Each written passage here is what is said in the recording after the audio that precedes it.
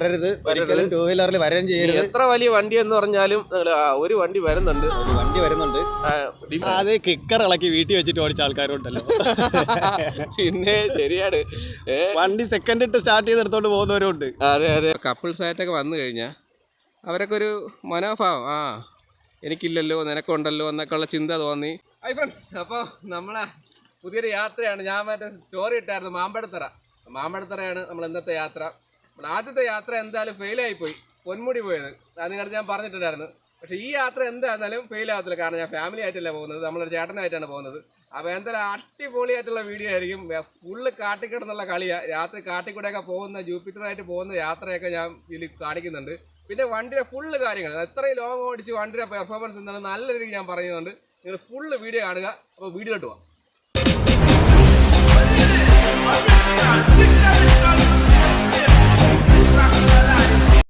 ആറ്റിങ്ങ ചാത്തമ്പ്ര എന്നാണ് യാത്ര തുടങ്ങുന്നത്. അപ്പോൾ ഫുൾ വഴി ഇതിൻ്റെ കൂട്ടത്തിൽ പറഞ്ഞുതരാം.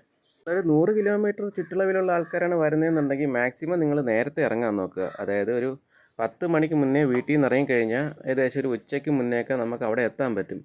ഒരുപാട് ലേറ്റായി നിന്ന് കഴിഞ്ഞാൽ നമ്മൾ പോകുന്ന വഴി ഒരു കാട്ടിക്കൂടെയാണ് പോകുന്നത്. ആ കാട്ടിക്കൂടെയുള്ള വഴിയിൽ ഒരിക്കലും പോകാൻ നിൽക്കരുത്. വന്ന വഴിയെ നിങ്ങൾ തിരിച്ചു പോകുകയായിരിക്കും ഏറ്റവും നല്ലത്. അതായത് ലേറ്റായി കഴിഞ്ഞാൽ ഒരുപാട് പ്രശ്നങ്ങളുണ്ട് വന്യജീവിയുടെയൊക്കെ. അപ്പം അതൊക്കെ ഈ വീഡിയോയിൽ നിങ്ങൾക്ക് പറഞ്ഞു തരുന്നുണ്ട്. അപ്പോൾ അതൊക്കെ മനസ്സിലാക്കി മാത്രം ഈ യാത്രയിൽ നിങ്ങൾ പോവുക. ഈ കാട്ടിക്കൂടെയുള്ള യാത്ര നമ്മൾ ഒരിക്കലും പറയുന്നില്ല അതുവഴി പോകുന്നത്. അത് ഭയങ്കര ഡേഞ്ചർ ആയിട്ടുള്ള വഴിയാണ്, നിങ്ങൾക്ക് കാണാം ഈ വീഡിയോയിൽ. തെന്മല കഴിഞ്ഞാൽ എത്തുന്ന കഴുതുരുത്തിയാണ്. കഴുതുരുത്തി ഇവിടെ ഒരു ചെറിയൊരു പാലമുണ്ട്, റെയിൽവേയുടെ. അവിടെ നിന്നാണ്ട് ഇടത് തിരിഞ്ഞ് അകത്തോട്ട് കയറണം. ഇവിടുന്ന് അകത്തോട്ട് കയറുന്നതാണ് മാമ്പഴത്തറയിലോട്ട് പോകുന്ന ആദ്യ വഴി.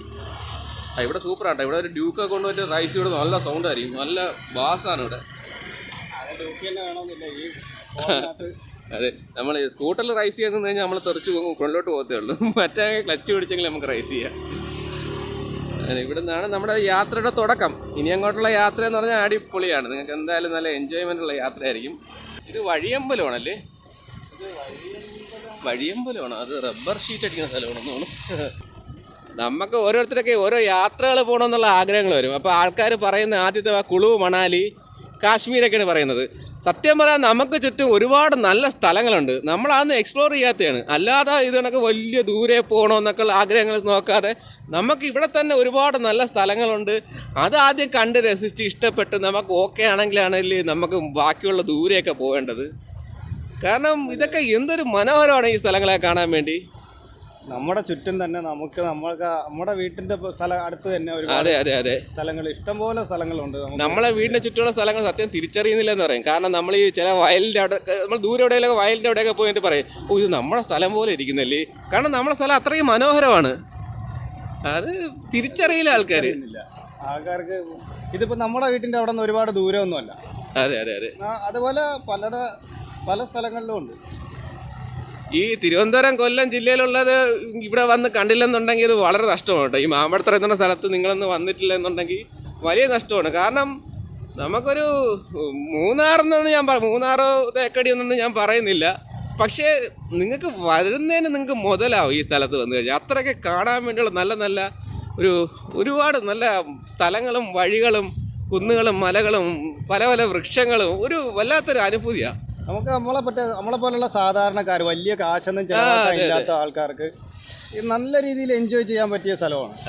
ഒരുപാട് പൈസ ചെലവാക്കി നമുക്കിപ്പോ ഹോങ്കോങ്ങിലും സ്വിറ്റ്സർലാൻഡിലും സ്വിറ്റ്സർലാൻഡ് വേറെ അവരേതായിട്ടാണ്, നമ്മൾ സ്വിറ്റ്സർലാൻഡായിട്ട് കമ്പയർ ചെയ്യുന്നില്ല. അതൊക്കെ അല്ല, അങ്ങനെയൊക്കെ പോയി എൻജോയ് ചെയ്യാനും പറ്റാത്ത ആൾക്കാരൊക്കെ ഇവിടേക്ക് വന്ന് പോകുന്നവര് നല്ലതായിരിക്കും. ഗോവയിൽ തന്നെ പോകണമെങ്കിൽ എങ്ങനെയൊക്കെ പോയാലും ഒരാൾക്ക് 10-20,000 രൂപ ഇല്ലാതെ പോകാൻ പറ്റും. അതെ അതെ. അപ്പൊ അതുപോലെ അതിനേക്കാളും കുറഞ്ഞ ചെലവിൽ നമുക്ക് ചെറിയ രീതിയിൽ എൻജോയ് ചെയ്യാൻ, പിന്നെ വേറെ അലുമ്പോ കാര്യങ്ങളോ വേറെ ഒന്നുമില്ല കേട്ടോ. ഇവിടെ ആൾക്കാർ ഫാമിലി ആയിട്ടൊക്കെ വരാൻ പറ്റും. അത് ഫാമിലി ആയിട്ട് എവിടം വരെ വരണമെന്നുള്ളത് ഞാൻ പറഞ്ഞുതരാം കേട്ടോ. അത് കഴിഞ്ഞിട്ടുള്ള കാര്യം ഞാൻ ഈ വീഡിയോയിൽ തന്നെ പറയുന്നുണ്ട്. എവിടം വരെ ഫാമിലിക്ക് വരാൻ പറ്റും എന്നുള്ള സ്ഥലം ഞാൻ കാണിച്ചു തരാം. അതുവരെ റിസ്ക് ഇല്ലാതെ ശേഷം അല്ലെങ്കിൽ ബുദ്ധിമുട്ട് അങ്ങനെ ആൾക്കാർ ബഹളം അങ്ങനെ ഒരു പ്രശ്നമല്ല. പിന്നെ സ്വന്തം റിസ്കിൽ പോകാൻ പറ്റും എന്നുണ്ടെങ്കിൽ അത് പിന്നെ പറഞ്ഞുതരാം അതെന്തുകൊണ്ടാണ് അങ്ങനെ പറഞ്ഞത്. ഇതാണ് AVT, ഇതല്ലേ പ്ലാന്റ് AVT? ഇത് ഹാരിസൺ മലയാളം. അല്ലേ? ഇതാണ് ഇവിടുത്തെ തേയിലർ ഫാക്ടറി, ഹാരിസൺ മലയാളം. ഇനി ഇവിടെ നിന്നാണ് നല്ല നമുക്ക് കാണാൻ മനോഹരമായ യാത്രകൾ മുന്നോട്ട് തുടങ്ങുന്നത്. ഇവിടെ നിന്ന് 10 കിലോമീറ്ററാണ് ഫ്രണ്ടിലോട്ട് മാമ്പഴത്തറ. ഇടതോട്ട് പോയി കഴിഞ്ഞാൽ മാമ്പഴത്തറ, വലതോട്ട് പോയി കഴിഞ്ഞാൽ അത് അമ്പനാട് ഹിൽസോ? അമ്പനാട് ഹിൽസ്. അവിടെ എന്താണ് പ്രത്യേകം? ഞാൻ അമ്പനാട് ഹിൽസ് ഇതുവരെ പോയിട്ടില്ല. അമ്പനാട് ഹിൽസിൽ അവിടെ തേയിലത്തോട്ടം. പക്ഷെ അതിനകത്ത് കയറാൻ അവർ സമ്മതിക്കുമെന്ന് അറിയത്തില്ല. ഗവൺമെന്റ് പ്രോപ്പർട്ടി ആയതുകൊണ്ട് കയറാൻ സമ്മതിക്കില്ല. ഇവിടെ പക്ഷേ അങ്ങനത്തെ കുഴപ്പമൊന്നുമില്ല കേട്ടോ. ഇവിടെ പോണതിന് ആരും പാസോ കാര്യങ്ങളോ അങ്ങനെയൊന്നുമില്ല മാമ്പഴത്തറ പോകാൻ വേണ്ടി. ഈ പോണ വഴിക്ക് വീടുകളുണ്ട് കേട്ടോ. ഇടത് സൈഡും വല സൈഡിലായിട്ട് ഒരുപാടൊന്നുമില്ല, ഇടയ്ക്കിടയ്ക്കൊക്കെ ഓരോ വീടുകളുണ്ട്. അത് പ്രത്യേക കട്ടകളൊക്കെ ഇട്ട് കെട്ടിയ വീടുകളാണ്. കാണാൻ നല്ല ഭംഗിയാണ്, നമ്മുടെ സാധാരണ നാട്ടിൽ കാണുന്ന പോലെയല്ല. പിന്നെ കടകളൊന്നും പ്രതീക്ഷിക്കണം കേട്ടോ. കടകളൊന്നുമില്ല. ഒരു കടകളും ഹാരിസൺ മലയാളം കഴിഞ്ഞ് കഴിഞ്ഞാൽ പിന്നെ കടകളില്ല. പിന്നെ അമ്പലമുണ്ട്, ഹെൽത്ത് സെൻ്ററുണ്ട്, അംഗൻവാടി അങ്ങനെയൊക്കെ ഉള്ളതുണ്ട്. വേറെ ഒന്നുമില്ല. പിന്നെ ഇവിടെ ബോർഡൊക്കെ വെച്ചിട്ടുണ്ട് കേട്ടോ, വന്യജീവികളുടെ പ്രശ്നമുണ്ടെന്നുള്ളത്. ആവശ്യമില്ലാത്ത സ്ഥലങ്ങളിലൊക്കെ പോകുന്നതെന്ന് നിങ്ങൾക്ക് ചിന്ത തോന്നുന്നുണ്ടോ? സത്യം ഞാനിവിടെ ആദ്യം വന്നപ്പം തോന്നിയ കേട്ടോ, എന്തൊരു ശാന്തമാണെന്നാണ് ഇവിടെയൊക്കെ വരുമ്പോൾ. ഒരു ഭയങ്കര മനസ്സമാധാനമാണ്. എത്ര വിഷമം ഉണ്ടെങ്കിലും ദുഃഖമുണ്ടെങ്കിൽ നമുക്ക് ഒരുപാട് ഇവിടെയൊക്കെ കണ്ട് രസിക്കാൻ തോന്നും. അതാണ് ഏറ്റവും വലിയ കാര്യം. പിന്നെ സ്ഥലങ്ങളെക്കുറിച്ച് കൂടുതൽ വിവരിക്കുന്നതിൻ്റെ കൂട്ടത്തിൽ തന്നെ എൻ്റെ വണ്ടിയെക്കുറിച്ച് ഞാൻ പറയുന്നുണ്ട് കേട്ടോ. ഇത് കഴിഞ്ഞിട്ട് ഈ വണ്ടിയെക്കുറിച്ചുള്ള കാര്യങ്ങൾ നമുക്ക് പറയാമേ. അണ്ണാ, നിങ്ങൾ ഏകദേശം ഒരു 45 കിലോമീറ്റർ ആയിട്ട് നിങ്ങൾ കണ്ടിന്യൂസ് ഈ വണ്ടി ഓടിച്ചുകൊണ്ടിരിക്കുകയാണ്. നിങ്ങൾ ഇത്രയും നേരം ഓടിച്ചിട്ട് നിങ്ങൾക്കുണ്ട അനുഭവം എന്താണെന്നുള്ളത് നിങ്ങൾ ഉള്ള കാര്യം ഉള്ളതുപോലെ തുറന്നു പറഞ്ഞാൽ, അതിൽ വേറെ ഒന്നും പറയണം. നിങ്ങൾക്ക് നല്ലതാണോ മോശമാണോ എന്നുള്ളത് എല്ലാം പറയണം. ബ്രേക്കിങ്, ഹാൻഡ്ലിങ് എല്ലാം പറയണം. എങ്ങനെയാണ് നിങ്ങളെ അനുഭവം ഒന്ന് പറഞ്ഞത്? ഇപ്പോൾ ജെന്യൂനായിട്ട് പറയുകയാണെങ്കിൽ തള്ളൊന്നുമല്ല, ഉള്ള കാര്യമാണ്. അത് പറഞ്ഞാൽ മതി. വണ്ടി സ്മൂത്താണ്. വണ്ടി നല്ല ഓടിക്കാൻ നല്ല സുഖമുണ്ട്. കുഴപ്പമില്ല, നല്ല വണ്ടി, നല്ല രസമുണ്ട്. ഹാൻഡ്ലിംഗ് ഒക്കെ നല്ല സ്മൂത്ത് ഹാൻഡ്ലിംഗ് ആണ്. ബ്രേക്ക് ആണെങ്കിലും പിന്നെ ഡിസ്ക് ബ്രേക്ക് ആയതുകൊണ്ട് വലിയ കുഴപ്പമില്ല. നല്ല ബ്രേക്കിംഗ് സിസ്റ്റം കുഴപ്പമൊന്നുമില്ല. നല്ല ഡിസ്ക് ബ്രേക്കാണല്ലോ. പിന്നെ ഒരു ഇതെന്ന് പറഞ്ഞാൽ എൻജിൻ നമ്മൾ അത് ഡിഫക്റ്റ് ആണെന്നല്ല ഞാൻ പറയുന്നത്. അത് നമ്മുടെ വണ്ടി നിർത്തിയിരുന്നിട്ട് ഫസ്റ്റ് നമ്മൾ ആദ്യം വണ്ടി എടുക്കുമല്ലോ. വണ്ടി എടുക്കുമ്പോഴത്തേക്കൊരു ഇതില്ല, എന്താണ് പുള്ളിങ് ആണ്. ഒരു പുള്ളിങ് ഇല്ല, ഒരു വലിവ് കുറവ് കണക്ക്. അതായത് വണ്ടി ഒന്ന് ലാഗ് ഫീൽ ചെയ്യുന്നു. എടുക്കുമ്പോ മാത്രമേ ഉള്ളൂ. അത്രേ ഉള്ളൂ. എടുക്കുമ്പോൾ മാത്രമേ ഉള്ളൂ. നമുക്ക് ബുദ്ധിമുട്ടായിട്ട് തോന്നിയിട്ടുണ്ട്. ബുദ്ധിമുട്ടെന്നല്ല, നമുക്ക് മറ്റുള്ള വണ്ടി വെച്ച് നോക്കുമ്പോഴത്തേക്കും നമുക്ക് ഈ വണ്ടിക്ക് ഒരു ചെറിയൊരു ലാഗ് ഫസ്റ്റ് ഇട്ട് വണ്ടി എടുക്കുമ്പോൾ ആ ഒരു ലാഗ് അല്ല, ബ്രേക്ക് പിടിച്ചിട്ട് എടുക്കുമ്പോഴല്ലടാ. നമ്മള് ഫസ്റ്റ് ഇപ്പൊ റോഡ് ക്രോസ് ചെയ്യാനായിട്ട് ഒരു സ്ഥലത്ത് കൊണ്ടുവന്ന് വണ്ടി നിർത്തിയിരുന്നിട്ട് നമ്മൾ എടുക്കുകയാണെന്ന് വെച്ചോ, അപ്പോഴൊരു ചെറിയ ഒരു ലാഗ് ഉണ്ടല്ലേ. പിന്നെ അത് അതേസമയം നമുക്ക് ഓവർടേക്ക് ചെയ്യുമ്പോൾ അങ്ങനെ ഒരു ലാഗൊന്നും വരത്തില്ല. ഒരു വണ്ടിയുടെ ബാക്കിൽ നമ്മൾ സ്ലോ ചെയ്തിട്ട് പെട്ടെന്ന് നമ്മൾ ഓവർടേക്ക് ചെയ്ത് കയറി പോകുമ്പോൾ ആ ലാഗൊന്നും ഫീൽ ചെയ്യത്തില്ല. പക്ഷേ എനിക്ക് തോന്നിയ ആ ലാഗെന്ന് പറഞ്ഞാൽ ആ വണ്ടി സഡൻ നമ്മൾ കൊടുക്കുമ്പോൾ ഒരു സ്ലോയിൽ ആക്സിലേഷൻ വരുന്നതായിട്ടാണ് എനിക്ക് തോന്നിയത്. അതൊരു പുള്ളിങ് കുറവായിട്ട് എനിക്ക് തോന്നിയിട്ടില്ല. മറ്റുള്ള വണ്ടികളൊക്കെ എന്ന് പറഞ്ഞാൽ പെട്ടെന്ന് എടുത്തടിച്ചൊരു പോക്ക് പോകുമല്ലോ, ആ ഒരു ഇതില്ല. അതില്ല, ജർക്കിങ് ഇല്ലാതായിട്ടുണ്ടെന്നാണ് എനിക്ക് തോന്നിയിട്ടുള്ളത്. ഒരു ബാക്കി ഇരിക്കുന്ന ആള് മലന്നു പോകും. ആ ഒരു വണ്ടി നമ്മൾ കൈ കൊടുത്തങ്ങ് എടുക്കുമ്പോൾ പക്ഷേ വലിയൊരു കാര്യമാണ്. അത് നമ്മളൊരു നെഗറ്റീവായിട്ട് എനിക്ക് തോന്നുന്നത് കാണാം. കാരണം എത്ര ട്രാഫിക്കിൽ നമ്മൾ ബാക്കി ഇരിക്കുന്ന ആളെ ശ്രദ്ധിക്കത്തില്ല, പെട്ടെന്നൊക്കെ സിഗ്നൽ മാറുമ്പോൾ ഒരു കൈ കൊടുക്കും. അതാണ് ഞാൻ പറഞ്ഞത്, നെഗറ്റീവ് അല്ല. പക്ഷെ എനിക്ക് അങ്ങനെ ഫീൽ ചെയ്തതാണ് ഞാൻ പറഞ്ഞത്. പിന്നെ വൈബ്രേഷനെ കുറിച്ച്, അത് എൻജിൻ്റെ ഒരു വൈബ്രേഷൻ, അത് മറ്റുള്ള വണ്ടിയിൽ എന്ന് പറഞ്ഞാൽ എനിക്ക് പുതിയ വണ്ടി ഉണ്ടായിരുന്നുണ്ടോ. അപ്പോൾ ആ പുതിയ വണ്ടിയിലായിരുന്നാലും നമ്മുടെ എൻജിന് വണ്ടി കൈ കൊടുത്ത് പോകുമ്പോഴത്തേക്ക് വൈബ്രേഷൻ ഉണ്ട്. ഒരു എൻജിൻ വൈബ്രേഷൻ ഉണ്ട്. ഈ വണ്ടിക്ക് അതില്ല. അതാണ് ഞാൻ പറഞ്ഞത് സ്മൂത്ത് എന്ന്. നല്ല വണ്ടി നല്ല സ്മൂത്ത് ആയിട്ട് പോകുന്നെന്ന് പറഞ്ഞാൽ ആ ഒരു സ്മൂത്ത്നെസ് ഞാൻ പറഞ്ഞത് അതാണ്. മെയിനായിട്ട് അവർ പഴയ 125 എഞ്ചിൻ ഉണ്ടല്ലോ, ജൂപ്പിറ്ററിൻ്റെ എഞ്ചിൻ ട്യൂൺ ചെയ്ത് അവർ കുറച്ച് ഒരു 113 cc ആക്കിയാണ് ഈ വണ്ടിയിൽ ഇറക്കിയേക്കണത്. അപ്പോൾ അവർ ഒരു എഞ്ചിനെ മാക്സിമം ഊറ്റി വെച്ചേക്കല്ല അവർ. അതായത് 110 cc അതിൻ്റെ മാക്സിമം പവർ എടുത്തല്ല വെച്ചേക്കുന്നത്. ഒരു 125 cc എഞ്ചിന് അവർ ട്യൂൺ ചെയ്ത് അതിൻ്റെ പവർ കുറച്ചാണ് 130 ആക്കി വെച്ചേക്കുന്നത്. അപ്പം എന്തായാലും എഞ്ചിൻ എന്തായാലും പക്കയായിരിക്കും, നിങ്ങൾ മെയിൻറ്റെയിൻ ചെയ്യുന്ന പോലെ ആയിരിക്കും. അത് ഓയിലൊക്കെ മാറുന്ന കാര്യങ്ങളൊക്കെ കറക്റ്റ് ആയിരുന്ന ഏത് വണ്ടിയാണ് നല്ലതുപോലെ ഇരിക്കാത്തത്?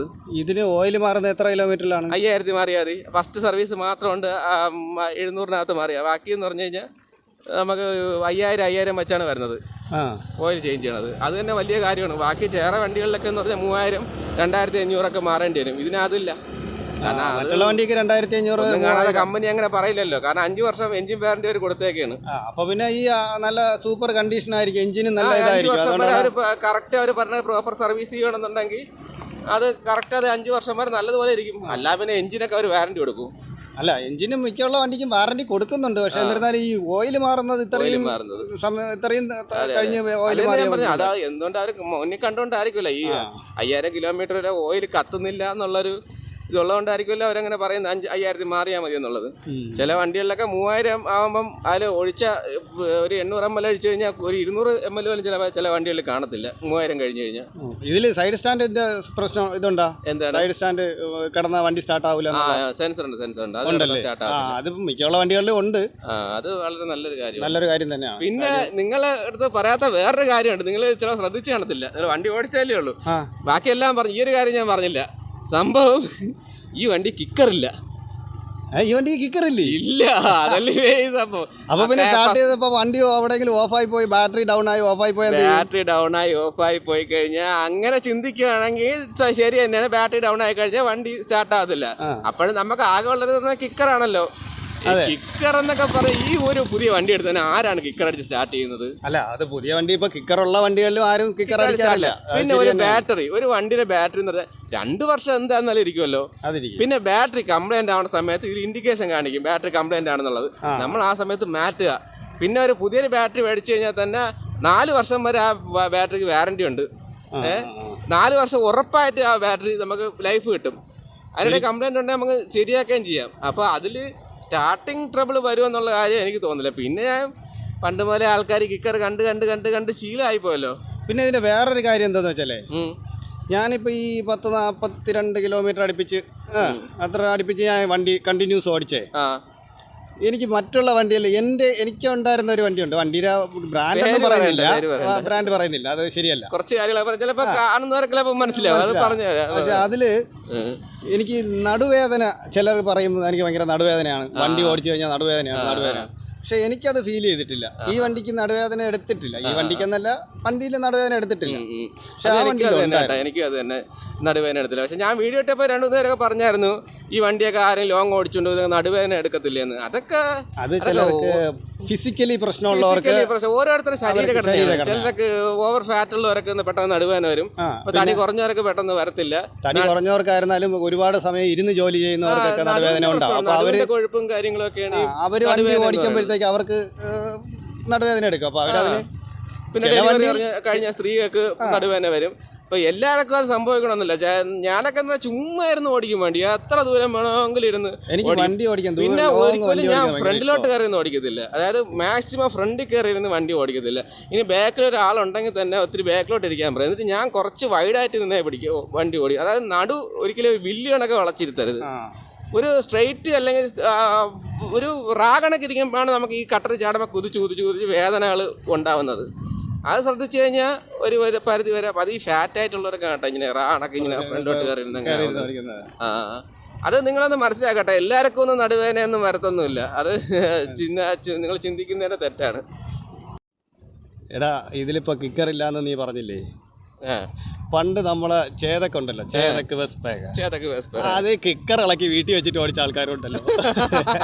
പിന്നെ ശരിയാണ്, വണ്ടി സെക്കൻഡ് ഇട്ട് സ്റ്റാർട്ട് ചെയ്തെടുത്തോണ്ട് പോകുന്നവരുണ്ട്. അതെ രാവിലെ വണ്ടി എങ്ങാണ്ട് എടുക്കും, ഇറക്കത്തെങ്ങാണ്ട് ചെറിയ ഇറക്കത്തൊന്ന് അടിച്ച് തള്ളി ചാടിയും കയറും, സ്റ്റാർട്ടായി പോയി ഇറക്കത്തിലൊക്കെ കൊണ്ട് അങ്ങ് വിട്ടുകൊടുക്കും. അതുകൊണ്ട് കിക്കറില്ല എന്ന് പറയുന്ന ഒരു വലിയ കുറവെന്നൊന്നും പറയാൻ പറ്റത്തില്ല. അതൊക്കെ ഉള്ളത് കേട്ടെ, അത് നോർമലി. പണ്ടൊക്കെ എന്ന് പറഞ്ഞാൽ ഈ വണ്ടിയൊക്കെ കംപ്ലൈന്റ് ആയാലുണ്ടല്ലോ, എവിടെയെങ്കിലും കൊണ്ട് വച്ചു കഴിഞ്ഞാലും വേണമെന്നുണ്ടെങ്കിൽ അവിടെ ഇരുന്നോളും. ആരൊക്കെ ഓടിക്കാറിയത്തില്ലേ, ആരെടുത്തോണ്ട് പോവായി. ഇപ്പോഴെന്ന് പറഞ്ഞാൽ അങ്ങനെയല്ല. ഇപ്പോഴെന്ന് പറഞ്ഞാൽ ആൾക്കാരൊക്കെ ഇത്രയും എല്ലാവർക്കും ഓടിക്കാറിയാം. എവിടെയെങ്കിലും കൊണ്ട് വെച്ചിട്ട് പോയാൽ പിറ്റേന്ന് ചെല്ലുമ്പോഴത്തേക്ക് വണ്ടി കാണൂല. അത് കിക്കർ ഉണ്ടെങ്കിലും ഇല്ലെങ്കിലും ഇപ്പോഴത് വണ്ടിയൊക്കെ എവിടെയെങ്കിലും പോയി കഴിഞ്ഞാൽ ഓടുന്ന CCTV ദൃശ്യങ്ങളൊക്കെ കാണാൻ പറ്റും. പക്ഷെ അപ്പോഴേ പാഴ്സ് ആക്കുകയാണ്. അത് വണ്ടി ഓടുന്ന ദൃശ്യങ്ങളല്ലേ കാണാൻ പറ്റുള്ളൂ. പാഴ്സ് ആയി കഴിഞ്ഞാൽ പിന്നെ ഒരു ഇതുമില്ല. ഓടുന്ന ദൃശ്യം കണ്ടിട്ട് നല്ല കാര്യമുണ്ട്. അപ്പം ഞാൻ പറഞ്ഞ സ്ഥലം താണ്ട ഇതാണ്, എത്തിയിട്ടുണ്ട്. നമ്മളിവിടെയാണ് സ്ഥിരമായിട്ട് വരുന്നതും കുളിക്കുന്നതും. ഇപ്പോൾ ഇച്ചിരി വെള്ളം കുറവുണ്ട്, എന്നാലും കുഴപ്പമില്ല, നല്ല തെളിഞ്ഞ വെള്ളമാണ്. നല്ല വെള്ളമുള്ള സമയത്ത് ഈ പാലത്തിൻ്റെ മുകളിൽ കൂടെ വരെ വെള്ളം കയറിപ്പോവും. ഇതാണ്ടേ നല്ലൊരിതാണ്. നല്ല തെളിഞ്ഞ സ്ഥലം കാണിച്ചു തരാമേ. തെളിഞ്ഞെന്ന് നല്ല തെളിവുണ്ട്, കാരണം അടിയിൽ കിടക്കുന്ന മീൻ വരെ കാണാൻ പറ്റുന്നുണ്ട്. ഇതാണ്ടേ കണ്ടിട്ട് തന്നെ എന്നിട്ട് ചാടാൻ തോന്നുന്നു, കാരണം അത്യാവശ്യം നല്ല ചൂടുണ്ട്. അപ്പോൾ എടുത്തൊന്ന് ചാടാൻ തോന്നുന്നു. വെള്ളം പൊതുവെ കുറവാണ് കേട്ടോ, ഇതല്ല നല്ല വെള്ളമാണ്. പിന്നെ നിങ്ങളിവിടെ വരുന്നത് നിങ്ങൾ റിസ്കിൽ വരിക, ഇതായിരിക്കും ഏറ്റവും നല്ലത്. നമ്മളിവിടെ വന്നപ്പോഴും ഫാമിലിയൊക്കെ ഉണ്ടായിരുന്നു, പക്ഷേ ആ ഫാമിലി എന്ന് പറഞ്ഞു കഴിഞ്ഞാൽ ഒരു ഏകദേശം ഒരു 10-12-13 പേരോളം ഉണ്ടായിരുന്നു. 2 വണ്ടിയിലായിട്ട് ആണ് അവർ വന്നത്. ഒരുപാട് ആൾക്കാരുണ്ട്, എന്നാൽ കൊച്ചും കുട്ടിയും വലിയ ആണുങ്ങളും എല്ലാവരും ഉണ്ടായിരുന്നു. അപ്പോൾ അങ്ങനെയൊക്കെ വന്നാൽ കുഴപ്പമില്ല. അല്ലാതെ നിങ്ങൾ 2 പേരെ കപ്പിൾസായിട്ട് ഒന്നും ഇവിടെ വരാൻ നിൽക്കരുത്. ഒന്നാമത്തെ കാര്യം ഇവിടെ റേഞ്ച് ഇല്ല, പിന്നെ അധികം വണ്ടികളൊന്നും പോകുന്ന സ്ഥലമല്ല ഇത്. നിങ്ങളങ്ങനെ വന്നൊന്ന് പെട്ടുപോയി കഴിഞ്ഞ് കഴിഞ്ഞാൽ, അതായത് വണ്ടിക്ക് വല്ല കംപ്ലൈൻറ്റോ അല്ലെങ്കിൽ തന്നെ ഇവിടെ ഉള്ളവരൊന്നുമല്ല, പല സ്ഥലത്തുള്ള ആൾക്കാരൊക്കെയാണ് ഇവിടെ വരുന്നത്. അപ്പോൾ എങ്ങനെയുള്ള ആൾക്കാരൊന്നും നമുക്ക് പറയാൻ പറ്റില്ല. എന്തെങ്കിലും മോശമായ അനുഭവം ഉണ്ടായിക്കഴിഞ്ഞാൽ അത് നിങ്ങൾക്കായിരിക്കും അതിൻ്റെ ബുദ്ധിമുട്ട്. അപ്പോൾ നിങ്ങൾ വരുന്നുണ്ടെങ്കിൽ കുറഞ്ഞൊരു 5-6 പേരായിട്ടെങ്കിലും ഫാമിലി ആയിട്ടാണെങ്കിൽ വരിക. അതാണെങ്കിൽ ഇപ്പോൾ വണ്ടി ഒന്ന് പഞ്ചറായി പോയി കഴിഞ്ഞാൽ തന്നെ നിങ്ങൾക്ക് ആരെങ്കിലും വിളിക്കണമെന്നാൽ അതിനൊന്നും പറ്റത്തില്ല ഇവിടെ വന്നു കഴിഞ്ഞാൽ. അപ്പം കൂട്ടത്തോടെയൊക്കെ വന്നു കഴിഞ്ഞാൽ നല്ലതായിട്ട് എൻജോയ് ചെയ്തിട്ട് പോവാം. ഞാൻ മെയിനായിട്ട് ആ കാര്യം പറയാൻ കാരണം, ഞാനിവിടെ ഒരു വട്ടം വന്ന സമയത്ത് ഒരു കപ്പിൾസ് ഇവിടെ വന്നായിരുന്നു. ഒന്നല്ല 2 പേര്, 2 കപ്പിൾസ്. ഈ അടുത്ത കല്യാണം കഴിഞ്ഞാണെന്ന് തോന്നുന്നു. അതിൽ ഒരു പെൺകുട്ടി എന്ന് പറഞ്ഞാൽ നല്ല ഗർഭിണിയായിട്ട്, നല്ല ഒരു ഏകദേശം മാസം തികഞ്ഞിരിക്കുന്ന പെൺകുട്ടിയായിരുന്നു. അത് കണ്ട എനിക്ക് തന്നെ തോന്നി, അയ്യോ ഇത് ഇവരെന്തിനാണ് ഇത്രയും ഇവിടെയൊക്കെ കൊണ്ടുവന്നത്. കാരണം നമുക്ക് ഇവിടെ ഒന്നും മെഡിസിനോ അല്ലെങ്കിൽ ഹോസ്പിറ്റലോ ഒന്നും അടുത്തൊന്നും ഉള്ള സ്ഥലമൊന്നുമല്ല, ഒരുപാട് പോകേണ്ടി വരും. പിന്നെ ഈ കാട്ടിക്കൂടെയൊക്കെ പോകുന്നതെന്ന് പറഞ്ഞാൽ പെട്ടെന്നൊന്നും വലിച്ചെടുത്ത് പോകാനൊന്നും പറ്റത്തില്ല. അപ്പോൾ ഞാൻ തന്നെ ചോദിച്ചു, നിങ്ങൾ ഈ ഇത്രയും ഉള്ളിലോട്ടൊക്കെ ഈ ഗർഭിണിയായ പെൺകുട്ടിയെ കൊണ്ട് വന്നത് എന്താ വെച്ചു? അല്ല ചേട്ടാ, നമ്മൾ വിചാരിച്ച് റേഞ്ചേ കാണുമെന്ന്, ഇവിടെ വന്നപ്പോൾ റേഞ്ചൊന്നും ഇല്ലാത്തത്, നമ്മൾ പോകാമെന്ന് അവർ പറഞ്ഞായിരുന്നു. അപ്പോൾ അങ്ങനെയുള്ളവരൊന്നും വരാൻ നിൽക്കരുത് കേട്ടോ. കപ്പിൾസ് 1-2 പേരായിട്ടൊന്നും ഇവിടെ വരാൻ നിൽക്കരുത്. കൂട്ടത്തോടെ വന്ന് എൻജോയ് ചെയ്തിട്ട് പോകാൻ പറ്റിയ അടിപൊളി സ്ഥലമാണ്. കാരണം ഇവിടെ വന്നിട്ട് എന്ത് പ്രശ്നം ഉണ്ടായിക്കഴിഞ്ഞാൽ ഉണ്ടല്ലോ, നമ്മൾ മാത്രം നിന്ന് ഫേസ് ചെയ്യേണ്ടി വരും. എന്ന് പറഞ്ഞാൽ ഇവിടുത്തെ ആൾക്കാർ മോശമൊന്നും കേട്ടോ ഞാൻ പറഞ്ഞത്. ഇവിടെ നിങ്ങൾക്ക് ഉണ്ടാവുന്ന സാഹചര്യമാണ് ഞാൻ പറഞ്ഞത്. നമ്മളിപ്പോൾ 2 പേരാണ് വന്നത്. അപ്പോൾ ഞാനും നമ്മളെ രാജേഷേട്ടനും കൂടെയാണ് വന്നത്. പുള്ളിക്കാരും ഞാനും കൂടെ പറഞ്ഞാൽ ഓക്കെ, കുഴപ്പമില്ല. പിന്നെ ചില ആൾക്കാരൊക്കെ ഉണ്ടല്ലോ, ഇപ്പോൾ കപ്പിൾസായിട്ടൊക്കെ വന്നു കഴിഞ്ഞാൽ അവരൊക്കെ ഒരു മനോഭാവം, എനിക്കില്ലല്ലോ നിനക്കുണ്ടല്ലോ എന്നൊക്കെ ഉള്ള ചിന്ത തോന്നി ചുമ്മാ എന്തെങ്കിലും ഇട്ട് നീയൊക്കെ എവിടെ നിന്നാണ് വരുന്നത്, നീ എവിടെ ധാരണ നിൻ്റെ എന്നൊക്കെ ചോദിക്കുന്ന ആൾക്കാരുണ്ടല്ലോ. അപ്പോൾ സ്വാഭാവികമായിട്ടും നമുക്കൊരു ദേഷ്യം വരും, ഇവനാടാ ചോദിക്കുക എന്നുള്ളത്. അപ്പോൾ അങ്ങോട്ടും ഇങ്ങോട്ടും ചോദിച്ചൊരു പ്രശ്നം ഉണ്ടാകും.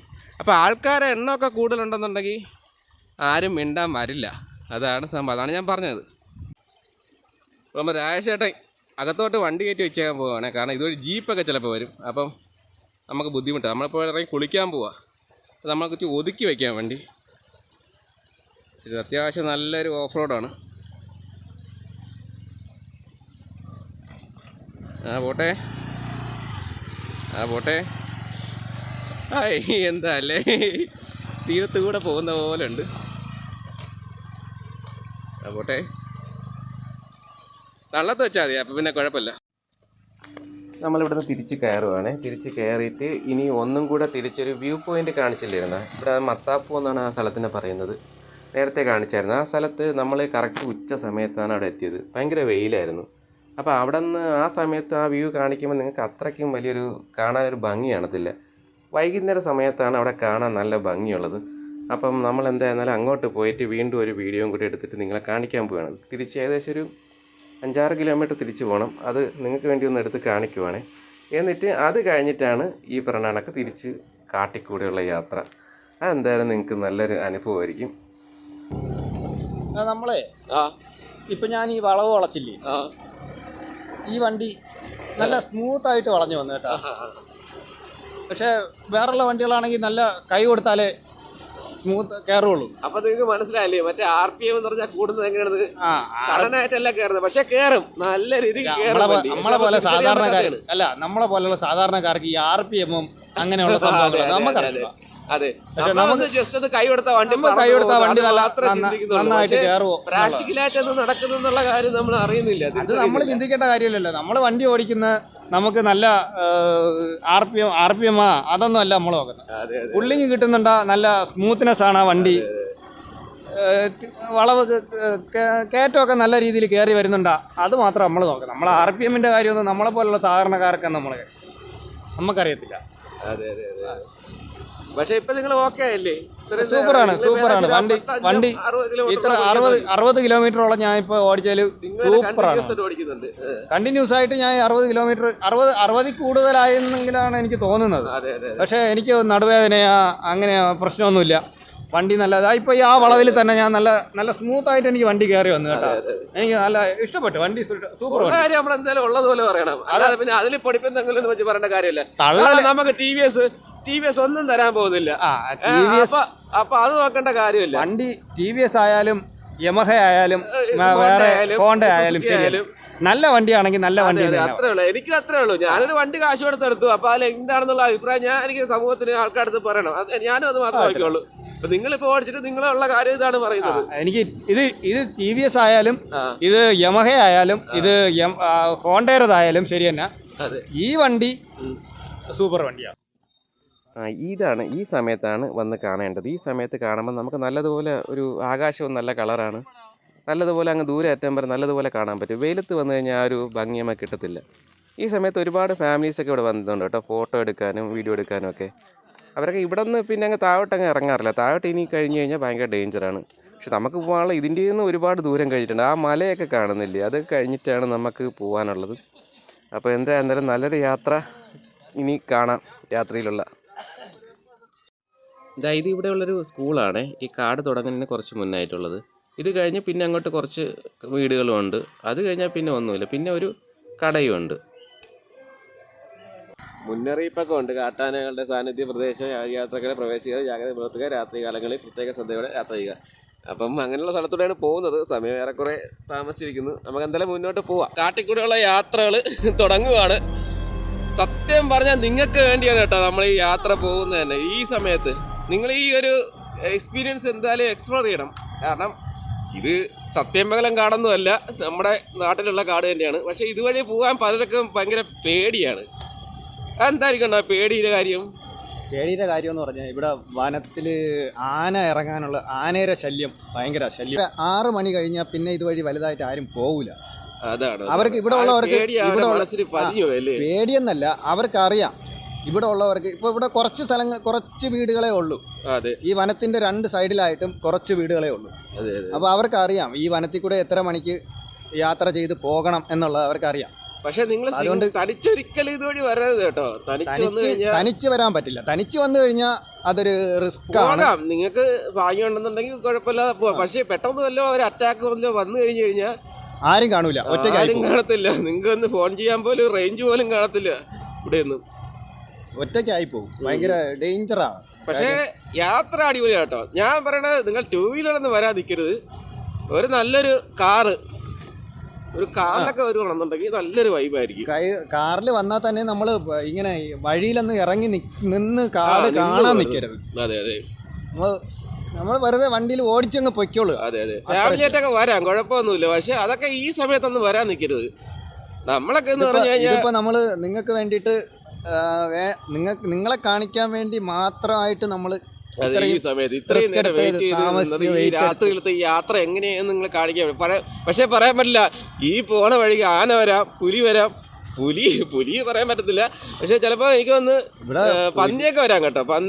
പുലി ഒന്നും ഉള്ളതായിട്ട് അറിയില്ല. പക്ഷേ ഇവിടെ ആനയുണ്ട്. ആന ശല്യം ഭയങ്കര ശല്യമാണ്. ആനയുടെ ശല്യം ഭയങ്കര ശല്യമാണ്. പിന്നെ പന്നിയുണ്ട്. പന്നിയും ആനയും പിന്നെ മുള്ളം പന്നി, ബാക്കിയുള്ള മൃഗങ്ങളൊക്കെ ഉണ്ട്.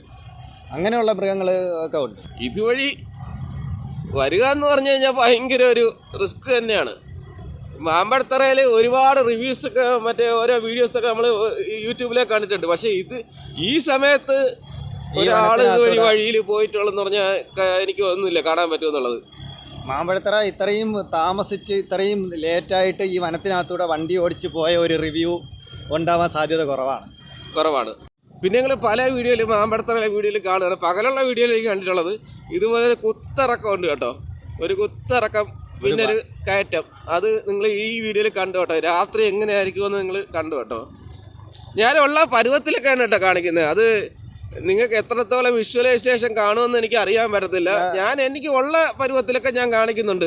ഞാൻ മൊബൈൽ ഇങ്ങനെ പിടിച്ചേക്കുവാണ്. മാമ്പഴത്തറയുടെ ഈ വീഡിയോ നമ്മൾ ചെയ്യാൻ തന്നെ പ്രധാന കാരണം എന്താണെന്ന് വെച്ച് കഴിഞ്ഞാൽ മാമ്പഴത്തറയുടെ ഒരുപാട് വീഡിയോ യൂട്യൂബിലൊക്കെ കിടപ്പുണ്ട്. അതെ അതെ. പക്ഷേ മാമ്പഴത്തറയുടെ ഒരുപാട് വീഡിയോ യൂട്യൂബിൽ കിടപ്പുണ്ടെങ്കിലും ഇതുപോലെ ഇത്രയും ഇതായിട്ടുള്ള ഒരു വീഡിയോ ഒരു യൂട്യൂബിനകത്ത് ഒരു വീഡിയോയും ഞാൻ കണ്ടിട്ടില്ല. അതെ അതെ അതെ അതെ. അപ്പം അങ്ങനെ ഒരു വീഡിയോ നിങ്ങൾക്ക് കാര്യം എല്ലാവരും വരുന്നത് എൻജോയ് ചെയ്യുന്നു. പക്ഷേ എൻജോയ് ചെയ്യുമ്പോഴും നിങ്ങൾക്ക് ഇങ്ങനെയുള്ള ബുദ്ധിമുട്ടുകൾ ഇവിടെ ഉണ്ട് എന്ന് കാണിക്കാൻ വേണ്ടിയിട്ടാണ് ഞങ്ങൾ ഇത്രയും ബുദ്ധിമുട്ടി ഇത്രയും ലേറ്റായിട്ടും ഞങ്ങൾ ഈ വീഡിയോ എടുത്ത് കാണിക്കുന്നത്. അതെ അതെ അതെ. അത് കാണുന്നവർ മനസ്സിലാക്കുമെന്ന് ഞാൻ പ്രതീക്ഷിക്കുന്നു. കാരണം നമ്മൾ ഇത്രയും ദൂരത്ത് നിന്നാണ് ഇവിടെ വന്നിട്ട് നമ്മളിവിടെ ഒരു വീഡിയോ എടുത്തത് തന്നെ. നമ്മൾ എൻജോയ് ചെയ്തിട്ട് പോകുമ്പോഴത്തേക്ക് ഒരുപാട് ലേറ്റായി പോകരുത് എന്ന് കാണിക്കാൻ വേണ്ടി. കാര്യം ലേറ്റായി പോയി കഴിഞ്ഞാൽ പിന്നെ ഇത്രയും ദൂരം വരെ ആർക്കും യാതൊരു വിജനമായ 15 കിലോമീറ്റർ വനത്തിനകത്താണ് നമ്മൾ യാത്ര ചെയ്യുന്നത് എന്നുള്ള കാര്യം കാണിക്കാൻ വേണ്ടിയിട്ടാണ് നമ്മൾ ഇപ്പോൾ ഈ ഇത്രയും താമസിച്ച് വീഡിയോ എടുത്തത്. ഒരു കാരണവശാലും ലേറ്റ് ആവരുത്. നമ്മൾ വന്ന് എൻജോയ് ചെയ്യുക, നമ്മൾ പോവുക, നേരത്തെ പോവുക. അതെ. ഈ സമയത്ത് പോയത് എനിക്ക് വന്ന് ആരും കാണത്തില്ല, നമ്മൾ മാത്രമേ പോയിട്ടുള്ളൂ എന്നുള്ളത് 100% ഉറപ്പാണ്. നമ്മളെ വ്യൂവേഴ്സിനെ രാത്രിയിലെ പോകുന്ന അതിന്റെ ആ ഒരു വൈബ് കാണിക്കാൻ വേണ്ടി. പക്ഷേ നമ്മൾ പറയുന്നത് നിങ്ങൾ പോയിക്കോ, എൻജോയ്മെന്റ് ആണ് എന്നൊന്നും പറയത്തില്ല. ഒരിക്കലും പോകരുത് എന്ന് നമ്മൾ പറയുന്നുള്ളൂ. നമ്മൾ ഇത്രയും റിസ്ക് എടുത്ത് പോകുന്നത് തന്നെ പോകരുത് എന്ന് മാത്രമേ പറയുന്നുള്ളൂ. തീർച്ചയായിട്ടും നിങ്ങൾ ഇതേപോലെ പോണം എന്ന് പറയുന്നില്ല. അതെ അതെ അതെ. നിങ്ങൾ പോകരുത്, ഇങ്ങനെ ഇത്രയും റിസ്ക് എടുത്ത് നിങ്ങൾ പോകരുത്. കാരണം റിസ്ക് ഉള്ള വഴിയാണ്. അത്രയും റിസ്ക് കാണിക്കാൻ വേണ്ടിയിട്ട് മാത്രമാണ് നമ്മൾ ഇത്രയും എഫർട്ട് എടുത്ത് പോകുന്നത് തന്നെ. അതെ അതെ. ഇത് കുറച്ച് ദൂരം വരെ മാത്രമുള്ള നല്ല റോഡ്. ഇത് കഴിഞ്ഞാൽ പിന്നെ ഭയങ്കര മോശമായിട്ടുള്ള 15 കിലോമീറ്റർ നമ്മൾ വനത്തിനകത്തൂടെയാണ് പോകുന്നത്. 15 കിലോമീറ്റർ ഫുൾ വനമാണ്. പിന്നെ കുറച്ച് ദൂരം മാത്രമേ ഉള്ളൂ നല്ല റോഡ്. ബാക്കിയുള്ള റോഡുകളൊക്കെ ഗട്ടറാണ്. അപ്പോൾ അവിടെയെങ്കിലും വെച്ച് എന്തെങ്കിലും സംഭവിച്ചു കഴിഞ്ഞാൽ നമുക്ക് യാതൊരു സഹായവും നമുക്ക് ആരുടെടുത്തൊന്നും കിട്ടത്തില്ല. കാര്യം ആരും ഇല്ല, അവിടെ ആരും വരത്തുമില്ലെന്നേ. അത് അങ്ങനത്തെ ഒരു ഏരിയ, അങ്ങനത്തെ ഇത് ആൾക്കാരാണെന്ന് പറഞ്ഞാൽ നമ്മൾ ആൾക്കാരെ കുറ്റം പറയുന്നതല്ല. അവിടെയുള്ള ആൾക്കാരൊന്നും അങ്ങനെ ഈ സമയത്തൊന്നും ഇറങ്ങി നടക്കുക, ഈ വഴി നടക്കുന്നില്ല. നമ്മളെ പോലെയുള്ള ആൾക്കാരെ വരത്തില്ല. പക്ഷെ അവരെ പാവപ്പെട്ടവര് ആരും വരത്തില്ല. അവര് തന്നെ നമ്മളടുത്ത് പറഞ്ഞത് 6 മണി കഴിഞ്ഞു കഴിഞ്ഞാൽ നിങ്ങൾ ഇതുവഴി പോകരുതെന്നാണ്. പ്രശ്നം ഉണ്ടെന്നുള്ള ഒരു മുൻകൂട്ടി പറഞ്ഞതാ. അപ്പൊ നമ്മളെ റിസ്കിൽ എൻജോയ് ചെയ്യണമെന്നുണ്ടെങ്കിൽ പോവാം. പക്ഷേ നമ്മൾ ഇതുപോലെ 2 വീലറൊന്നും വരാൻ വേണ്ടി ആരുടെ പറയുന്നില്ല. കാരണവശാലും വരരുത്, 2 വീലറിൽ വരരുത്, 2 വീലറിൽ വരാൻ ചെയ്യരുത്. എത്ര വലിയ വണ്ടി എന്ന് പറഞ്ഞാലും ഒരു വണ്ടി വരുന്നുണ്ട്. ഡിം അടിച്ചു കൊടുക്കണ. ഇനി അങ്ങോട്ട് ഫുള്ള് കട്ടർ റോഡാണ്, നല്ല കട്ടർ റോഡാണ് എന്ന് പറഞ്ഞാൽ. ബൈക്ക് വരുന്നില്ല, വണ്ടികൾ 4 വീലർ മാത്രമാണ് വരുന്നത്. അതെ അതെ. ബൈക്ക് നല്ല കട്ടർ ഈ റോഡിൽ വരുന്നില്ല. നമ്മൾ ഇപ്പൊ തന്നെ എത്ര സമയം കഴിഞ്ഞിട്ടാണ് നമ്മളൊരു വണ്ടിയെ കണ്ടത്. അതുപോലെ തന്നെയാണ് ഇനി ഇപ്പൊ വണ്ടി കാണുമോ എന്ന് തന്നെ നമുക്ക് അറിയത്തില്ല. ഇവിടുത്തെ റോഡ് ഭയങ്കര പരിതാപകരമാണ്. മോശമായ റോഡാണ്. മോശം എന്ന് പറഞ്ഞാൽ അങ്ങേയറ്റം. നോക്കിയാ നിങ്ങൾ കണ്ടാ മനസ്സിലാവും. ഈ റോഡ് ഇതാണ് റോഡിന്റെ അവസ്ഥ. ഇതാ. അയ്യോ എന്റെ പൊന്നെ. നമ്മളൊരു ആഗ്രഹമായിരുന്നു ലോങ് ഡ്രൈവ് പോകണം എന്നുള്ളത്. ഇപ്പോൾ പല ചിന്തിക്കും ജൂപ്പിറ്ററിന് കാണിച്ചിട്ട് നിനക്ക് എന്ത് നേടാനുണ്ടെന്ന്. ഒന്നും നേടാനില്ല, ഒരു പുണ്ണാക്കും നേടാനില്ല. എനിക്ക് TVSൻ്റെ കയ്യിൽ നിന്ന് എനിക്ക് ഒന്നും തരുന്നില്ല. പിന്നെ ഞാനെടുത്ത വണ്ടി, ഞാനൊരു സാധാരണക്കാരനാണ്, ഞാനൊരു വണ്ടി എടുത്തു. ഇതുപോലെയുള്ള ആൾക്കാരായിരിക്കും ഇനിയും വണ്ടി എടുക്കാൻ നോക്കുന്നത്. അവർക്ക് ഈ ഒരു വണ്ടി എന്ന് പറഞ്ഞാൽ പക്കയായിരിക്കും. പിന്നെ പ്രതികരണങ്ങൾ ഒരുപാട് വരുന്നുണ്ട്. പ്രതികരണങ്ങൾ എന്ന് പറഞ്ഞാൽ ഓരോ കമൻറ്റ് ബോക്സിലൊക്കെ നിങ്ങൾ ആക്റ്റീവയുടെ വണ്ടി, ഹോണ്ടയുടെ വണ്ടി എടുക്കുമോ, ആക്റ്റീവയുടെ വണ്ടി എടുക്കുമോ, ഡിയോ എടുക്കുമോ എന്നൊക്കെ പറഞ്ഞിട്ട്. എനിക്ക് അങ്ങനെ ഒന്നും തോന്നിയിട്ടില്ല. ഡിയോയുടെ വണ്ടി, ആക്റ്റീവ വണ്ടി നിങ്ങളെടുത്തോ, ആര് വേണോ എടുത്തോ. എനിക്ക് ഒരു പ്രശ്നമില്ല. പക്ഷേ എനിക്ക് എൻ്റെ ആഗ്രഹങ്ങൾക്കൊത്തുള്ളൊരു വണ്ടി എനിക്ക് കിട്ടിയെന്ന് പറഞ്ഞാൽ ഞാൻ എടുത്തു.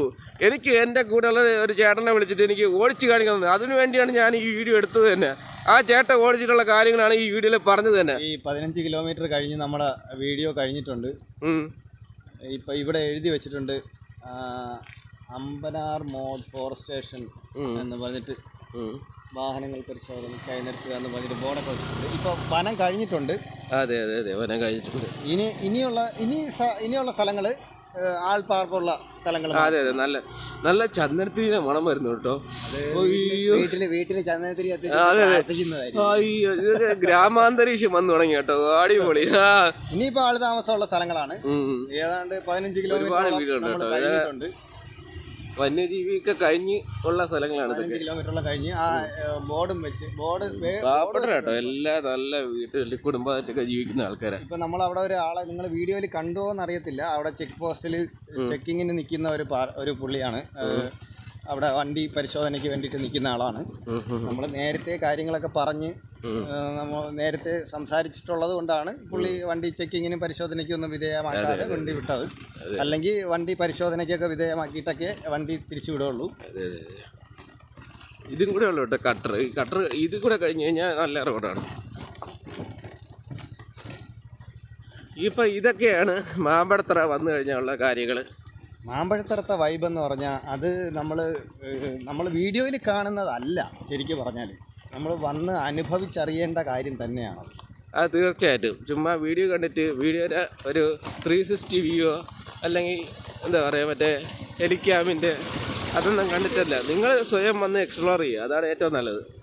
നിങ്ങൾ ഫാമിലി ആയിട്ട് വരണമെന്ന് തന്നെയാണ് ഞാൻ പറയുന്നത്. പക്ഷേ വീണ്ടും നമ്മൾ ഓർമ്മിപ്പിച്ച് വീണ്ടും പറയുന്ന കാര്യം എന്ന് പറഞ്ഞാൽ നിങ്ങൾ ഇത്രയും താമസിക്കാൻ നിൽക്കരുത്. എക്സ്പ്ലോർ ചെയ്തോ, നിങ്ങൾ എൻജോയ് ചെയ്തോ. പക്ഷേ അതൊക്കെ ഫാമിലി ആയിട്ട് വരികയോ ഒറ്റയ്ക്ക് വരികയോ ചെയ്താൽ തന്നെയും നിങ്ങളുടെ സേഫ്റ്റി നിങ്ങൾ സ്വന്തമായിട്ട് നോക്കി തന്നെ ചെയ്യണം. അതെ അതെ തീർച്ചയായിട്ടും. അത് ഞാനിപ്പോൾ ഈ വണ്ടിയുടെ കാര്യങ്ങൾ പറയാൻ വേണ്ടിയൊന്നുമല്ല ഒരു വീഡിയോ എടുത്തതൊന്നുമല്ല. ഞാൻ ഇതിന് മുന്നേ വന്നിട്ടുണ്ട്. നല്ല സ്ഥലമാണ്. പക്ഷേ ഈ സ്ഥലത്ത് എൻ്റെ വണ്ടി കൊണ്ട് വരണമെന്നൊരു ആഗ്രഹം ഉണ്ടായിരുന്നു. അവൻ എന്നോട് ഇപ്പോൾ സജിത്ത് എന്നോട് പറഞ്ഞു, എനിക്ക് ചേട്ടാ മാമ്പഴത്തറത്തെ വീഡിയോ നമുക്ക് എൻ്റെ സബ്സ്ക്രൈബേഴ്സിനെ ഒന്ന് കാണിക്കണം, അവർക്ക് മാമ്പഴത്തറ ഒന്ന് പരിചയപ്പെടുത്തി കൊടുക്കണം എന്ന് പറഞ്ഞപ്പോഴത്തേക്ക് ഞാൻ പറഞ്ഞു ശരിയടാ നമുക്ക് പരിചയപ്പെടുത്തി കൊടുക്കാം എന്ന് പറഞ്ഞിട്ട് എടുത്ത വീഡിയോ ആണ്. അല്ലാതെ വണ്ടിയുടെ റിവ്യൂവിന് വേണ്ടിയിട്ട് നമ്മളെടുത്ത ഇതല്ല. പക്ഷെ വണ്ടിയുടെ കാര്യം പറഞ്ഞത് അത് എന്താ പറയുക, വണ്ടി സൂപ്പർ ആണ്. വണ്ടിയുടെ കാര്യത്തിൽ ജൂപ്പിറ്റർ ആ വണ്ടി നല്ല വണ്ടി ഉള്ളതുപോലെ പറഞ്ഞു കേട്ടോ. അല്ലാതെ നിങ്ങൾ അല്ലാതെ ഇത് വണ്ടി നല്ല എനിക്ക് അതിൽ ഒരു ബെനിഫിറ്റും കിട്ടാൻ പോകുന്നില്ല. അല്ലാതെ വണ്ടിയുടെ റിവ്യൂവിന് വേണ്ടിയിട്ട് അല്ലാതെ ഞാൻ നിങ്ങൾക്ക് ഒരു 1000 രൂപ വന്നിട്ട് ഈ വണ്ടി നല്ലതാന്ന് പറയാം. അതിന്റെ ഒരു ആവശ്യമില്ല. നമ്മൾ പ്രധാനമായിട്ടും നമ്മൾ വീഡിയോ എടുത്തതെന്ന് പറഞ്ഞാൽ നമ്മൾ മാമ്പഴത്തറ എക്സ്പ്ലോർ ചെയ്യുക, നമ്മുടെ സുഹൃത്തുക്കളെ മാമ്പഴത്തറ പരിചയപ്പെടുത്തുക. കാരണം ഞാൻ ഈ വണ്ടി എന്ന് പറഞ്ഞാൽ ഒരുപാട് ഇതിനൊക്കെ റിസർച്ച് ചെയ്തിട്ട് എടുത്ത വണ്ടിയാണ്. അല്ലാതെ ചുമ്മാ കയറി ചാടിക്കയറി എടുത്തതൊന്നുമല്ല. എല്ലാവർക്കും ഒരു റിസർച്ചും വേണ്ട. യൂട്യൂബിൽ കയറിയിട്ട് ഒരു വിച്ച് സ്കൂട്ടർ ഇസ് ബെറ്റർ എന്ന് വെച്ച് കഴിഞ്ഞാൽ ഉടനെ കാണും ഹോണ്ട ആക്റ്റീവ, ഉടനെ പോകും അതും എടുക്കും. പക്ഷെ ഞാൻ അങ്ങനെയല്ല. ഞാൻ ഡിഫറെൻ്റ് ആയിട്ടുള്ളൊരു വണ്ടി എടുക്കണമെന്ന് തോന്നി എടുത്തതാണ്. ഞാൻ ആ വണ്ടിയിൽ ഓക്കെയാണ്, പെർഫെക്റ്റാണ്, അടിപൊളിയാണ്. അല്ലാതെ വന്നിട്ട് ഇതുപോലെ ഇത് കൊള്ളൂല എന്ന് പറയേണ്ട കാര്യമില്ല. എന്തിനാണ് ഞാൻ ഓക്കെയാണ്, ഞാൻ ഓക്കെയാണ്, ഞാൻ പെർഫെക്റ്റാണ്. ഈ പുള്ളി ഓടിച്ചിട്ട് ഈ പുള്ളി ഒരു കംപ്ലൈൻറ്റും ഇല്ല. പുള്ളിക്ക് ഓക്കെയാണ്, അടിപൊളിയാണ്. പുള്ളി നല്ലതുപോലെ വണ്ടി ഓടിച്ചു പോയി. കാര്യം എൻ്റെ ഇരിക്കുന്ന വണ്ടി ജൂപ്പിറ്റർ അല്ല, വേറൊരു വണ്ടിയാണ്. പക്ഷേ ആ വണ്ടിയെക്കാളും കുറച്ചുകൂടെ എനിക്ക് ബെറ്ററായിട്ട് തോന്നിയത് ഈ വണ്ടി തന്നെയാണ്. എനിക്കും ഇപ്പോൾ സത്യം പറഞ്ഞാൽ വണ്ടിയുടെ റിവ്യൂ പറയുന്നതല്ല, എനിക്കും തോന്നി ഇനി ഞാനൊരു വണ്ടി എടുക്കുന്നുണ്ടെങ്കിൽ ജൂപ്പിറ്റർ എടുക്കാനായിട്ടാണ് എനിക്ക് താല്പര്യം. അതെ, അത് പറയിപ്പിക്കുന്നതല്ല കേട്ടോ. എനിക്ക് TVS എനിക്ക് എമൗണ്ട് സെൻഡ് ചെയ്യുന്നതൊന്നുമില്ല. ഞാനെടുത്തു.